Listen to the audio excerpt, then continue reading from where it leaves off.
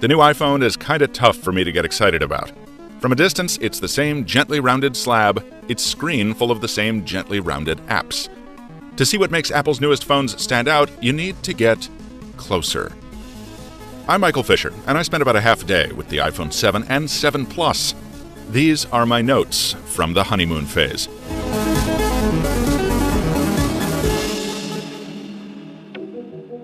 So holding an iPhone 7 is a lot like holding an iPhone 6S or 6. I kind of said that in the intro, but it bears repeating because it's the first time Apple has ever gone 3 years with the same basic design. Fortunately, the ugly antenna inlays have been minimized on the latest generation, and they're all but invisible on the new glossy jet black version, which, yes, holds onto fingerprints just like you'd expect. And as much as Apple geeked out about how this finish was applied, it feels, well, kind of like any other high-end phone with a glossy coating.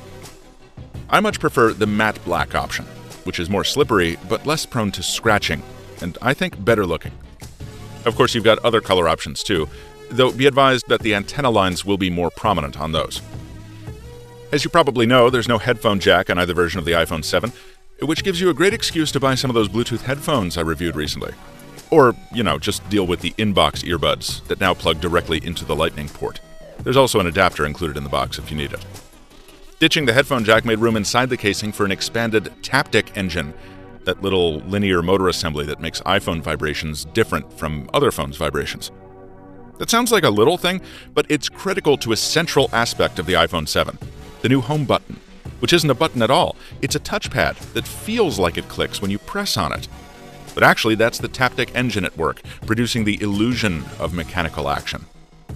If you've used a newer MacBook, you're already familiar with this. It's how the trackpad clicks work. It's a cool sensation, and you can actually choose how intense you want the click to be, which is trippy. But it does take some getting used to because it's capacitive. You can't press it with, say, a fingernail, and gloves or water will give it trouble too. Speaking of water, there's good news there. This is the first iPhone to earn an IP67 rating. And like they say, better late than never.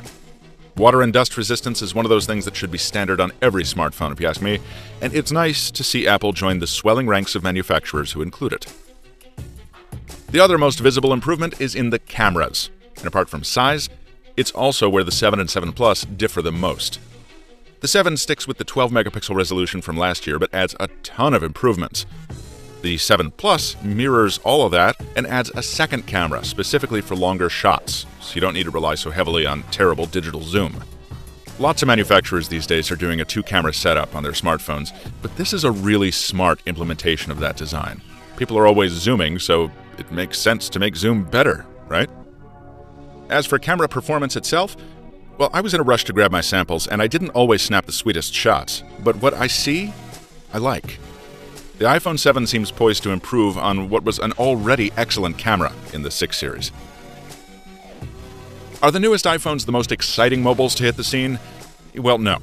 Even adding in the new A10 chipset and the new iOS 10 interface, this is still very much an iPhone, which is to say, a conservative evolution of the familiar.